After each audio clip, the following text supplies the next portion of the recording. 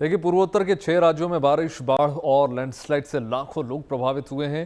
केवल अगर आप बात करें असम की, तो यहां पर 6.5 लाख से ज्यादा लोग प्रभावित हुए हैं। बाढ़ प्रभावित इन राज्यों में अब तक हजारों लोगों को राहत शिविरों में पहुंचाया जा चुका है। सेना के साथ साथ पुलिस, एनडीआरएफ, एसडीआरएफ समेत दूसरी सरकारी एजेंसियां मिशन जिंदगी में जुटी हुई हैं।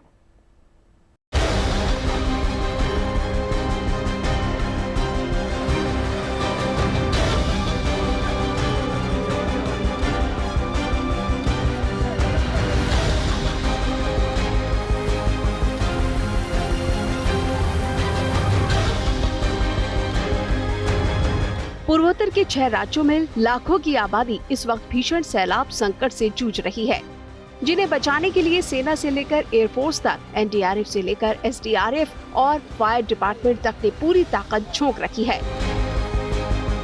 इम्फाल ईस्ट से आई इन तस्वीरों को जरा देखकर अंदाजा लगाया जा सकता है कि इस वक्त कितने बड़े पैमाने पर जिंदगियों को बचाने का ऑपरेशन चलाया जा रहा है। ज्यादा जोर बीमार, बुजुर्ग, महिलाओं और बच्चों को बचाने पर दिया जा रहा है। साथ ही लोगों तक खाने पीने का सामान भी नाव के जरिए पहुंचाया जा रहा है। बताया जा रहा है कि अकेले मणिपुर में ही 56,000 से ज्यादा लोग बाढ़ से प्रभावित हैं। अचानक आई बाढ़ से 56,000 से ज्यादा लोग प्रभावित हुई है। मैं इस वक्त सबसे ज्यादा प्रभावित इलाके में से इम्फाल ईस्ट में हूँ। यहाँ जहाँ पे पानी में ने घर सबको सड़कें और सरकारी दफ्तर डुबा दिया है। कोंगबा रिवर के ओवरफ्लो और लगातार बारिश से कई एम्बांकमेंट्स टूट गई है। 10,000 से ज्यादा घर नुकसान में है और 3,000 लोग इवैक्यूएट किया जा चुके हैं। 57 रिलीफ कैंप बनाए गए हैं, मोस्टली इम्फाल ईस्ट में, जहां लोगों राहत, खाना, पानी और मेडिकल हेल्प मिल रही है। लोगों को बचाने का ऐसा ही अभियान सिक्किम में भी जोर शोर से चल रहा है। इस काम में एयरफोर्स के 2 MI-17 हेलीकॉप्टर को भी लगाया गया है, जिनके जरिए पर्यटकों और बीमार लोगों को एयरलिफ्ट किया गया। ऐसे ही 34 लोगों को लेकर ये हेलीकॉप्टर आज सिक्किम के पाक्योंग ग्रीनफील्ड हवाई अड्डे पर पहुंचे। तब जाकर इन 34 लोगों ने राहत की सांस ली। पूर्वोत्तर के एक और राज्य असम के भी करीब 22 जिले इस वक्त भीषण बाढ़ का सामना कर रहे हैं। खबर है कि 5 लाख से ज्यादा आबादी बाढ़ से प्रभावित हुई है। ऐसे में लोगों की मदद के लिए राहत एजेंसियों की तरफ से हर संभव कोशिश की जा रही है। कहीं नाव के जरिए लोगों का रेस्क्यू किया जा रहा है, कहीं खाना और पानी पहुंचाया जा रहा है और कहीं राहत शिविरों में लोगों को रखा गया है। सब राइफल की वजह से हमारे माँ और पिता दोनों हमारे दूसरी वाली बिल्डिंग में फंसे हुए थे। ग्राउंड फ्लोर पूरा पानी घुस गया था, हम निकल नहीं पा रहे थे।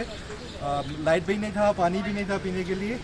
असम राइफल ने मैंने जब कांटेक्ट किया तो बहुत जल्दी आया और हमें यहाँ से एस्केप कराया। इसके लिए thank you so much. Assam में ब्रह्मपुत्र समेत ज्यादातर नदियां इस वक्त खतरे के निशान से ऊपर बह रही हैं, जिसके कारण नदियों का पानी सिर्फ रिहायशी इलाकों में ही नहीं घुसा है, बल्कि सड़कें भी पानी में डूबी हुई है। जिन सड़कों पर आम दिनों में गाड़ियां दौड़ा करती थी, आज वहां लोग एक जगह से दूसरी जगह जाने के लिए नाव का इस्तेमाल कर रहे हैं। हालात ये है कि सुरक्षा के नजरिए से कुछ सड़कों को बंद भी कर दिया गया है। अगर असम की बात करें तो आपको हम ब्रह्मपुत्र नदी के किनारे मौजूद है। आप देख सकते हैं कि जो बहाव है वो कितना तेज़ है और नदी में उफान भी साफ नज़र आ रहा है। और ये दर्शाता है कि ऊपरी इलाकों में, खासकर मेघालय में भारी बारिश के कारण वो पानी धीरे धीरे ब्रह्मपुत्र में आकर मिल रहा है, जिस वजह से पानी का जो स्तर है वो थोड़ा बड़ा ज़रूर है। लेकिन जो स्थिति पिछले 3-4 दिनों से हमने देखा था गुवाहाटी या उसके आसपास के इलाकों में, वो पानी का स्तर कम हुआ है। और जहां निचले इलाकों में जिस तरीके से बाढ़ की स्थिति थी, वो बाढ़ की स्थिति धीरे धीरे सुधर रही है। लेकिन अलर्ट जारी किया गया है कि अगले 24 घंटे तक अलर्ट रहेगा, क्योंकि अलग अलग जगहों पर पानी और खासकर बारिश का संकेत है, जिस वजह से इम्फाल, अरुणाचल के कुछ इलाके, गुवाहाटी, नौगांव, लखीमपुर, इन तमाम इलाकों में अलर्ट जारी किया गया है और निचले इलाकों से लोगों को पहले ही दूसरे जगहों पर ले जाया गया था। खासकर अगर असम असम की बात की जाए, लखीमपुर नौगांव का इलाका सबसे ज़्यादा